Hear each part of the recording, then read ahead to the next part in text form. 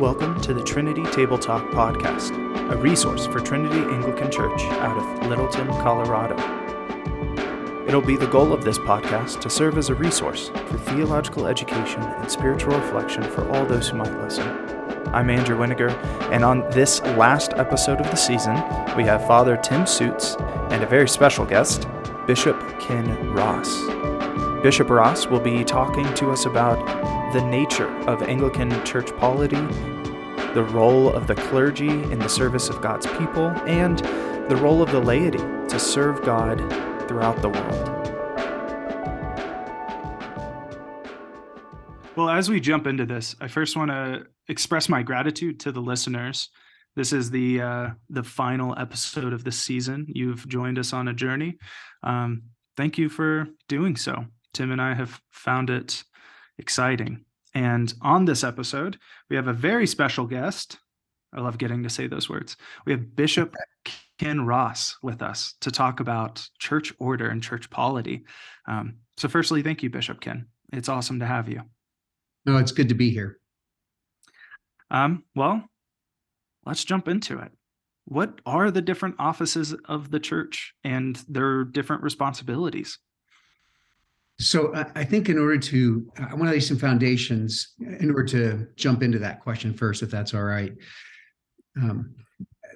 There is a pattern that you find built into creation, right? You find it in Genesis that we all are responsible to, and we're all responsible for. I think that's part of what it is to be human, right? We all bear God's image. We're equal in God's sight, but there are places of who we're responsible to and who we're responsible for. And so responsible to, ultimately, we're all responsible to God. But there are things underneath that, right? There are other systems or structures, like children are responsible to their parents, for example. There might be religious structures or civil structures that we are responsible to. And then we are also things that we're responsible for, like parents are responsible for their children. So I think, first of all, having that understanding of everybody has a place where we're responsible to and we're responsible for. And there are the understanding that who we're responsible to and who we're responsible for, the authority that goes with that, it has nothing to do with value or importance. I think for me, that's a clear piece. Do you mind if I just take a moment and look at the responsible to piece or responsible for piece, just what we find in creation, just briefly? Yeah, please do. Okay. So if you look in the beginning, what it is to be living out the image of God, there are things that we are responsible for. And I would say we are responsible for worship, right? The worship of God. To worship God's the most common command in all of Scripture. And we fail that responsibility in Genesis 3, right? When we rebel against God. But we also are responsible for one another. You certainly see that if you look at the one another commands that you have in the New Testament, right? To love one another, honor one another, submit to one another, all those pieces. And certainly you can see in Genesis 3, Adam fails in that because he throws Eve under the bus when he blames her for, and then blames God. But you also see it in Cain and Abel, right? The failure of living out responsible for one another. I would say also integral is the place of responsible for witness. We are meant to be his glory and presence in creation. And so you look at the commands that we're given, like to fill. I mean, that is actually to be doing the work that God was doing of bringing life and beauty and goodness and flourishing and thriving. And to subdue means there's opposition. So part of being responsible for being his witness or his presence in creation is that we're to be light in the darkness, right? We're to bring order out of chaos. Again, if we're made in his image, the things that he did in creation. And we fail in that, right? And that's, and certainly we fail in that in our rebellion when we, instead of subduing the enemy, we give in to temptation. But we also fail at being a faithful witness, which eventually brings about the flood. I mean, the last thing is responsible for creation, right? We're to rule over not one another, but to exercise a stewardship over creation. And when we sin and rebel, then all of creation falls. So if you think about we are all meant to have responsibility for worship, all meant to have a responsibility for one another, to be a faithful witness of God's presence, and a responsibility for creation. Those were the things we found in the beginning, and I think those are still fundamentally the things that are true, that are required for the people of God. So it sounds like, correct me if you wouldn't use these words, it sounds like you're saying that there's a inherently hierarchical structure to creation. Absolutely. Yeah. And again, if we understand that hierarchy doesn't mean importance, right? If we think of responsibility, like things we're responsible for, there are three components that I would say that make for that to be healthy or good. And one is authority, right? That you actually have the right to do something. The second would be power. You have the ability to do something. And the third would be character, how you do that. And you need all three, because if you have authority to do something, but you don't have the power to do it, then you're just ineffective. If you have the power to do something, but you don't have the authority to do it, then you could say that's illegal. And if you have power and authority, but you don't have character, then it's actually abusive, right? So if you look at being responsible for, there is an authority that goes with that. There should be a power that comes with that to do that. And there's a character that shapes how that's done. Mm-hmm. So how do you see this hierarchy working itself out in the church offices? Yeah. So again, for me, it's helpful to look at everybody has a responsibility to and a responsibility for. And within that, there are structures that God establishes to help us live that out well. So generally, you look at, there are three ordained clergy offices in the church, right? Deacon, priest, and bishop. But I want to say that there are four ordained orders. Right? And so the primary one is the people of God, that we are first and foremost a kingdom priest, which is why we approach confirmation as an ordination service. So that if we look at the primary thing that we are as the people of God, a kingdom of priests, that's going to continue in the new creation, that we are those who are responsible to God in that. And the things that we talked about being responsible for, of worship and one another and creation and all those pieces are things that are actually, we're all to carry, right? We're all meant to be those who are to be faithful witnesses and to subdue. The reason I want to start there is that the role of the ordained offices of deacon and priest and bishop is to equip and empower the people of God to live out their call. So there is an authority that is given, but authority is to empower and to equip for the people to live out who God has rescued them to be, and to equip them for service, right? To walk in the gifts that he has given. Because God gives spiritual gifts to each one of us, and there are things that God has prepared in advance for each one of us to do. So the offices are meant to empower us to live faithfully in who we're responsible to and what we're responsible for. Your best friend, Bishop Thad Barnum, he was a guest on this show with us a little ways back, and he talked to me a bit about the influence of Reverend Terry Fulham upon you and him on this very topic. And he would talk about Ephesians chapter 4, that often, the view is that that the laity is for the offices, right? That the laity is there to serve the priests and the pastors. But when you actually look at Ephesians chapter 4, you see that all of the work of the offices of the church are for the equipping of the saints. And that's particularly where you two were formed, was under the leadership of Terry Fulham. Would you talk a little bit more about that important role of just how central equipping the laity is, equipping God's people, and that being really the focus of pastoral ministry? So, actually, this is what makes the church the church. I think this is the biblical pattern of what the church is that it is the people of God living out who we are and doing what he's given us to do.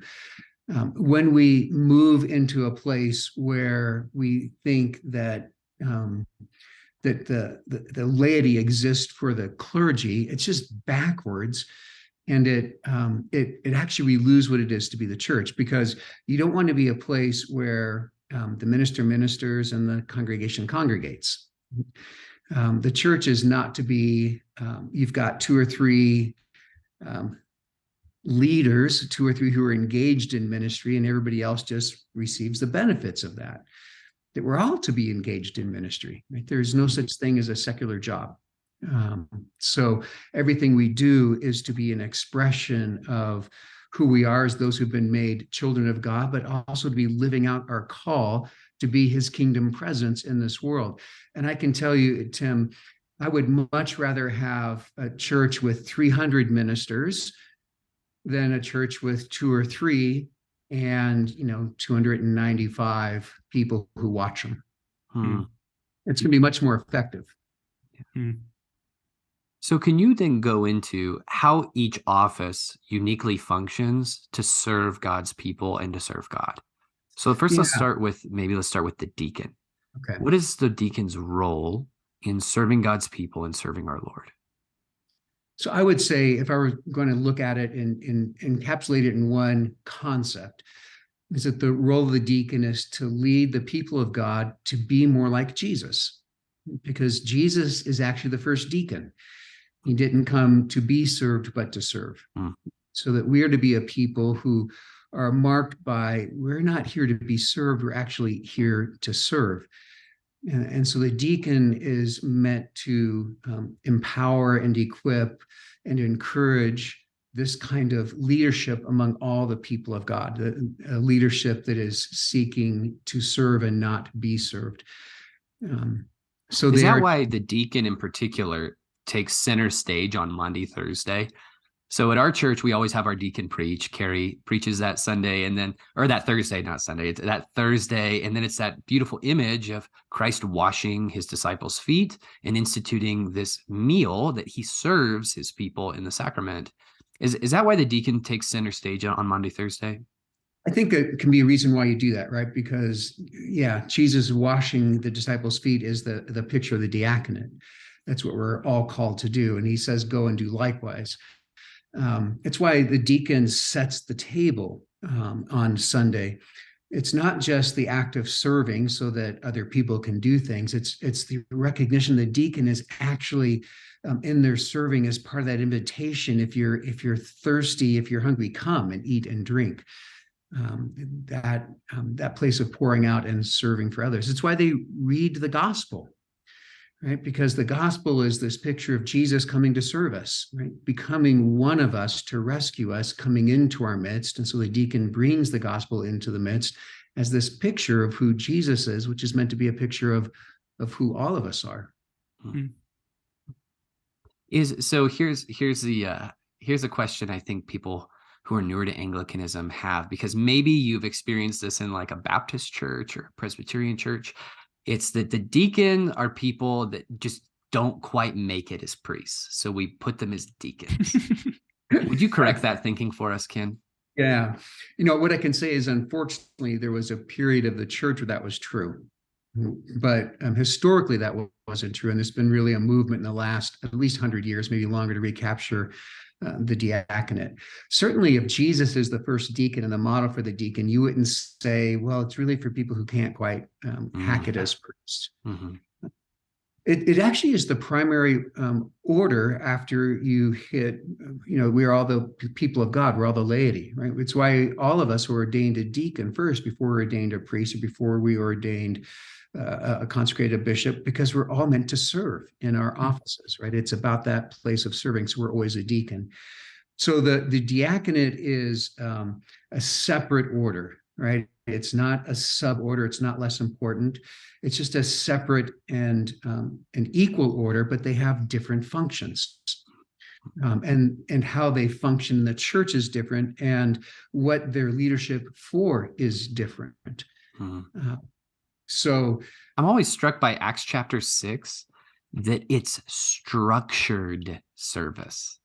it So is you notice in structured. Acts chapter 6, like the preachers, the priests, right, we're led to believe, they're busy preaching the word, ministering to God's people, and people are falling through the cracks.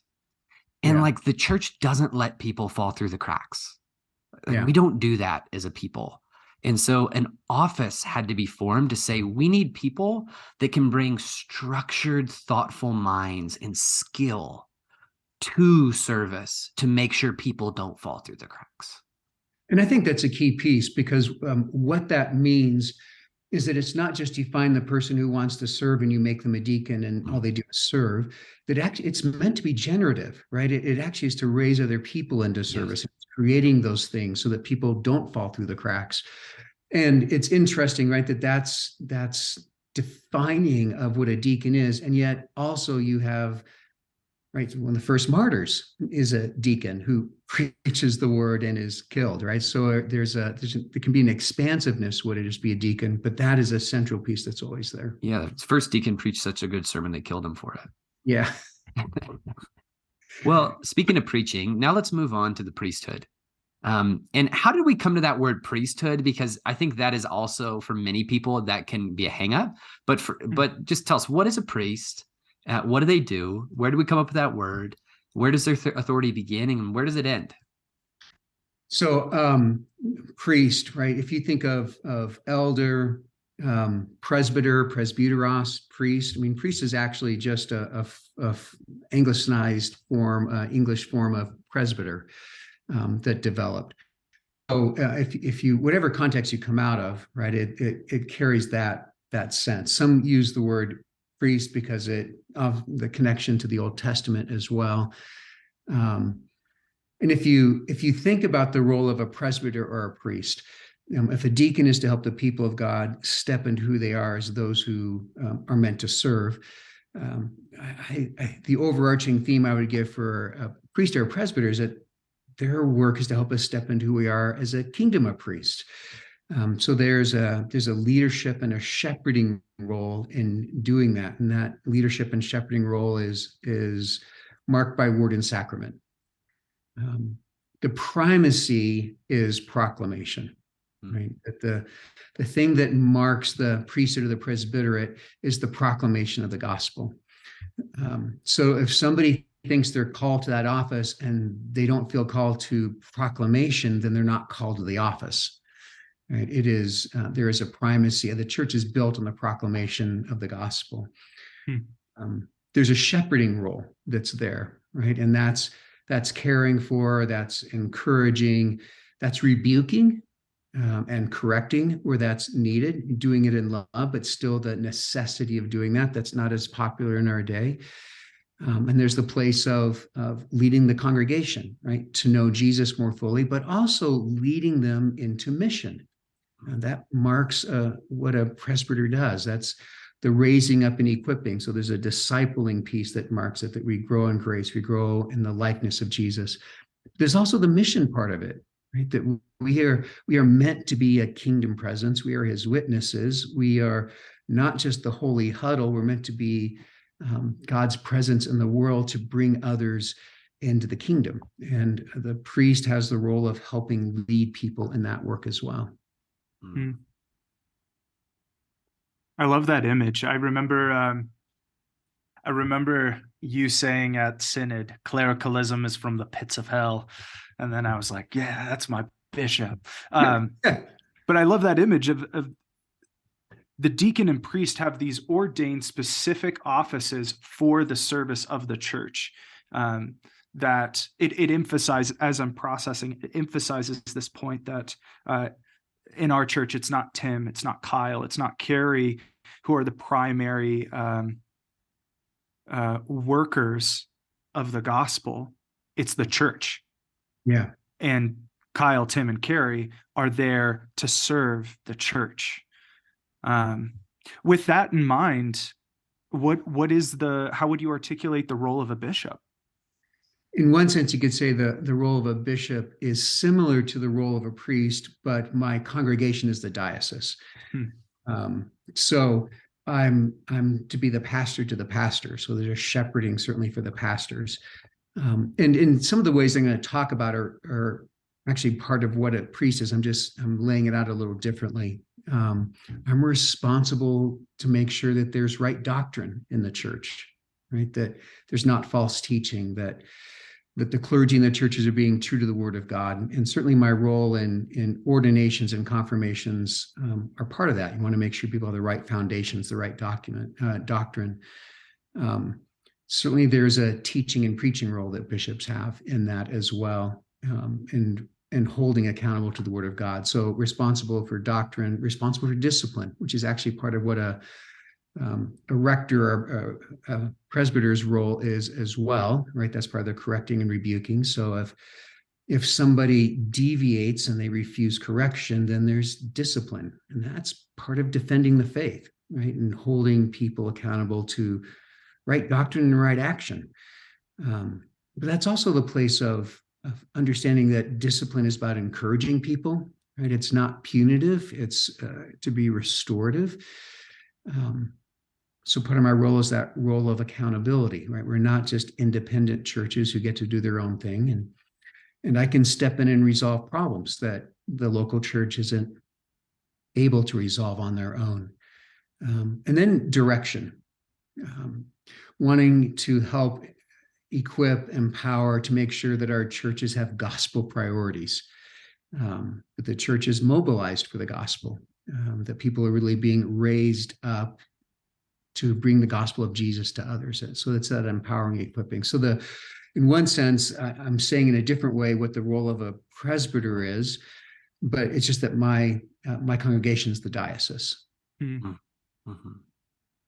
Is that like a good framework, what you mentioned there of discipline and correction, to understand the unique authority of a rector over their church? That it is service for, but the rector is the one who decides the vision. The rector is the one who calls a lot of the shots. Tell me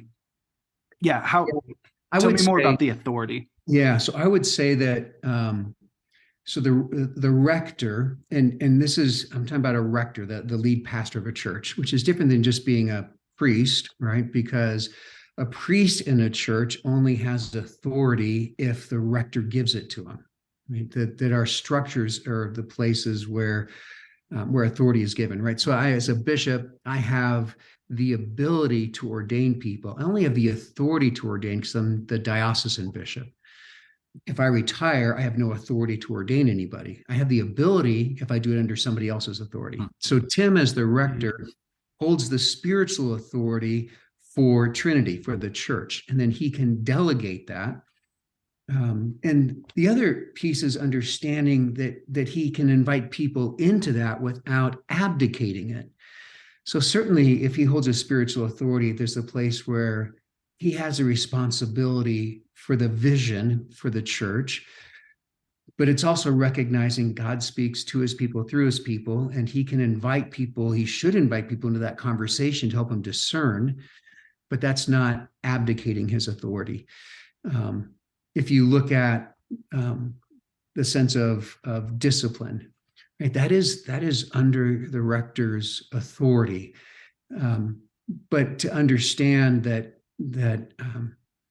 right, discipline is not punitive, it's restorative, that the context is not the courtroom, but the family, right? And so if you are doing something in a family, right, sometimes you're involving other people into it. And maybe the family is a good picture, right? So if you look at Miles, right, one of the things you want to see is you want Miles to grow and flourish fully into who God has made him to be. And that means that there are things that you correct him about, right? You tell him, don't go run into the busy street. And if he wants to run into the busy street, then you pull him back and you correct. And if he continues, then you have to bring discipline, right? There might be a punishment, but that punishment isn't punitive. You're trying to move him towards life. Mm-hmm. So that picture is, I think, is the thing that should be defining. Even if we look at discipline, it's restorative. It's not about asserting my authority. It's about bringing life and care and protection to others. Mm. It's a good word, Ken. I think that those are all really helpful, Ken. I think that in today's world, in my experience, right now, we're in this interesting point in American Christianity where we have all of these examples of really bad leadership and leave it to American Christians to take all the wrong, come to all the wrong conclusions on the back end of it. But here's my concern is because people have been hurt by the church, because the megachurch has caused so much harm, now any form of spiritual authority is viewed with suspicion. So how would you differentiate healthy spiritual authority from a toxic sense of spiritual abuse? Boy, that's a good and deep question. So, what differentiates? There are probably a number of lenses. I'll do one lens, which you mentioned a little bit earlier, Andrew, and that is clericalism. So, we are called to honor those who are in authority over us. That is actually a biblical thing. And there are categories that God gives, right, of human government, of the church, of the home. And there is a sense of, as we honor those who are in authority over us, we're also honoring God in that.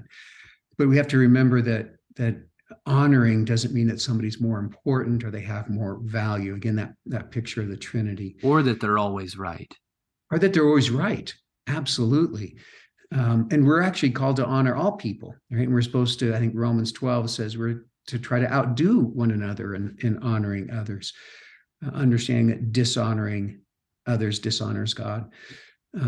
So one of the toxic things that can happen is when authority is used to say, I'm important and I'm always right, and you always have to do what I say without question.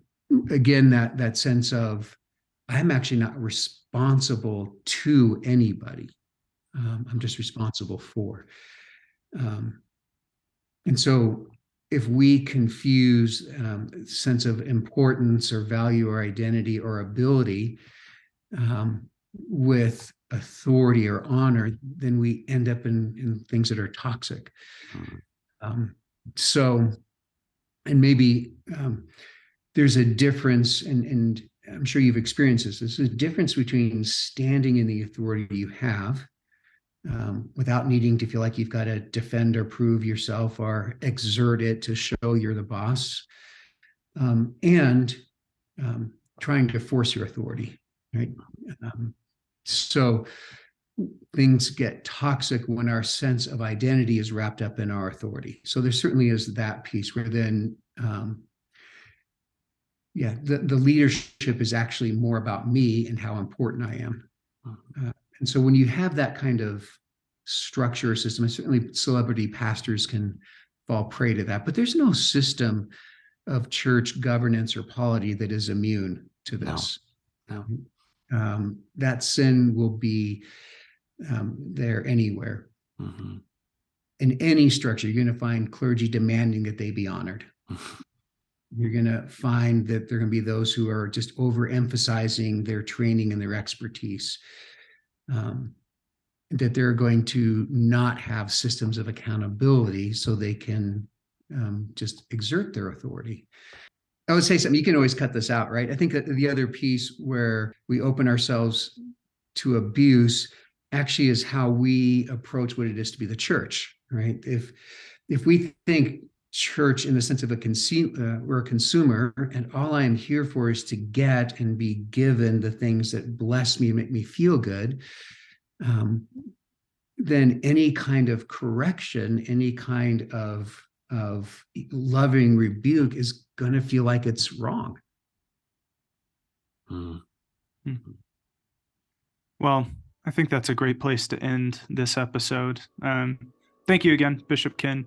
And thank you to both of you for exercising that spiritual authority. I know with just how the way things have played out, I think there have been times where I have felt that frustration of a desire, but then spiritual authority saying like, no, actually this thing over here is much better.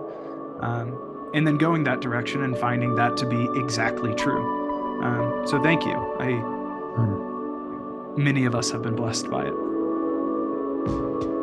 Thank you for joining us on this episode, and we hope to see you in the next one. For more resources or information about Trinity Anglican Church, please visit trinitylittleton.com.